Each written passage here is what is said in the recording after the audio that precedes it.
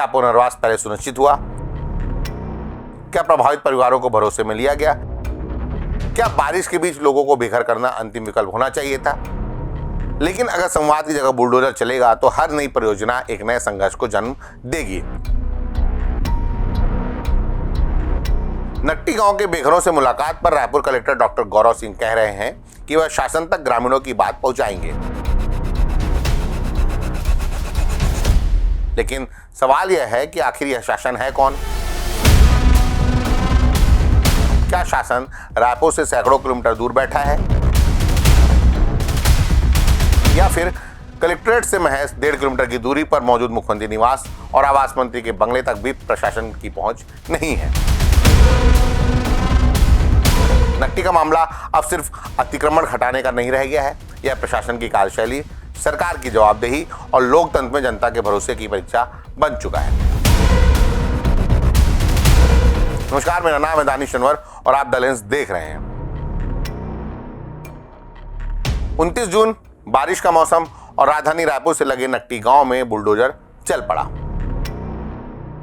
इसके 3 दिन पहले 26 जून की शाम को सभी 85 मकानों को नोटिस जाता है और मकान खाली करने के लिए 48 घंटे का अल्टीमेटम दिया जाता है। परेशान ग्रामीण सांसद बृजमोहन अग्रवाल के पास पहुंचते हैं और सांसद जी 4 महीने तक किसी भी तरह की कार्रवाई न किए जाने का आश्वासन देते हुए बीच का रास्ता निकालने की बात कहते हैं। प्रशासनिक अफसर भी वहां मौजूद रहते हैं। इसके बाद भी 29 जून को प्रशासन ने 85 मकानों और ढांचों पर तोड़फोड़ की कार्रवाई शुरू कर दी। सरकार का तर्क था कि यह सरकारी जमीन है और यहां सरकारी प्रोजेक्ट बनने हैं।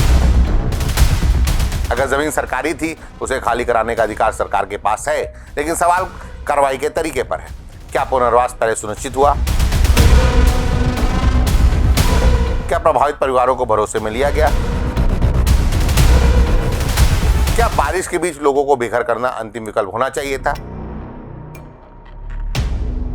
यह सवाल इसलिए भी महत्वपूर्ण है क्योंकि सुप्रीम कोर्ट समय समय पर यह स्पष्ट कर चुका है कि किसी भी बेदखली या ध्वस्तीकरण की कार्रवाई कानून के तय मानकों और मानवीय गरिमा के अनुरूप होनी चाहिए। विशेष रूप से बारिश जैसे मौसम में लोगों को बिना समुचित व्यवस्था के बेघर करना गंभीर मानवीय संकट पैदा कर सकता है। नट्टी में भी यही हुआ। बुलडोजर चला, लेकिन उसके बाद सबसे बड़ा सवाल यह रह गया कि जिन लोगों के घर टूटे उनका आगे क्या होगा। तोड़फोड़ के बाद से नट्टी के ग्रामीण लगातार आंदोलन कर रहे हैं। 1 जुलाई को ग्रामीण करीब 9 घंटे तक रायपुर कलेक्टोरेट के बाहर बैठे रहे। उन्हें उम्मीद थी कि सरकार का कोई प्रतिनिधि आएगा, कोई मंत्री आएगा, कोई विधायक आएगा, या कम से कम कलेक्टर खुद आकर उनकी बात सुनेंगे। लेकिन ऐसा कुछ नहीं हुआ। कलेक्टर की जगह एक एडीएम को भेज दिया गया। ग्रामीणों ने कलेक्टोरेट के बाहर ही खाना खाया और 24 से 36 घंटे का अल्टीमेटम देकर खाली हाथ लौट गए। उनकी मांग थी कि उन्हें नट्टी में ही पुनर्वासित किया जाए। अल्टीमेटम के तहत शुक्रवार यानी कि 3 जुलाई को वे फिर कलेक्टोरेट पहुंचे। कांग्रेस भी इस आंदोलन में शामिल हुई। वहां करीब 2 घंटे बैठने के बाद कलेक्टर गौरव सिंह फिर नहीं मिले तो शुक्रवार को ग्रामीण आवास एवं पर्यावरण मंत्री ओपी चौधरी के बंगले के बाहर पहुंच गए। कलेक्टरेट से सीधे वे मंत्री बंगले पहुंचे। वहां भी मुलाकात नहीं हुई। आखिरकार उन्होंने मुख्यमंत्री निवास की ओर कूच करने का फैसला किया और यहीं से पूरा प्रशासन सक्रिय हो गया। सीएम हाउस जाने की खबर मिलते ही रात करीब 9:30 बजे कलेक्टर ने प्रतिनिधिमंडल को मिलने बुला लिया। लेकिन सवाल यह है कि अगर 3 दिन तक समय नहीं था तो मुख्यमंत्री निवास घेरने की खबर की मिलते ही समय कैसे निकल आया? क्या प्रशासन जनता की बात सुनता है या फिर तब सुनता है जब आंदोलन सत्ता के दरवाजे तक पहुंचने लगता है? आखिरकार कलेक्टर से ग्रामीणों की मुलाकात हुई। ग्रामीणों ने अपनी मांग रखी। उन्होंने साफ कहा कि वे नया रायपुर के सेक्टर 30 में बसना नहीं चाहते। उन्हें नट्टी में ही सम्मानजनक पुनर्वास चाहिए।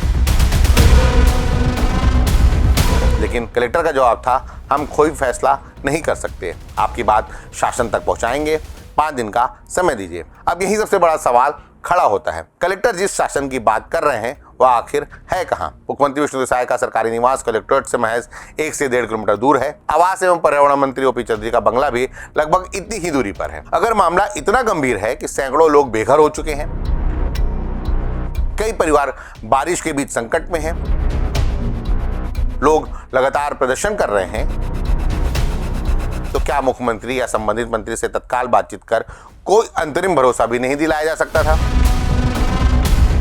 नट्टी का विवाद अब केवल जमीन का विवाद नहीं है, क्या इस सवाल का जवाब मांग रहा है कि क्या विकास की हर कीमत गरीबी चुकाएगा? क्या सरकारी प्रोजेक्ट का मतलब सिर्फ बुलडोजर होगा या फिर पुनर्वास, संवाद और संवेदनशीलता भी सरकारी प्रक्रिया का हिस्सा होंगे?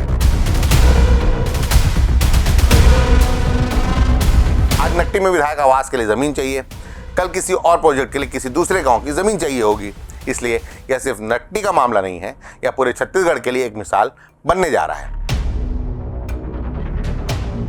अगर सरकार पारदर्शी पुनर्वास नीति, उचित मुआवजा और प्रभावित परिवारों से खुले संवाद का रास्ता अपनाती है तो विकास और न्याय साथ चल सकते हैं। लेकिन अगर संवाद की जगह बुलडोजर चलेगा तो हर नई परियोजना एक नए संघर्ष को जन्म देगी। फिलहाल ग्रामीणों को 5 दिन का इंतजार करने के लिए कहा गया है,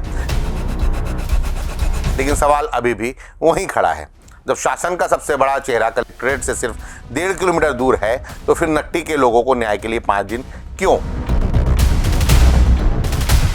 और सबसे बड़ा सवाल कि क्या सरकार यह मानेगी कि बुलडोजर से जमीन तो खाली कराई जा सकती है, लेकिन लोकतंत्र में जनता का भरोसा सिर्फ संवाद, संवेदना और न्याय से ही जीता जा सकता है।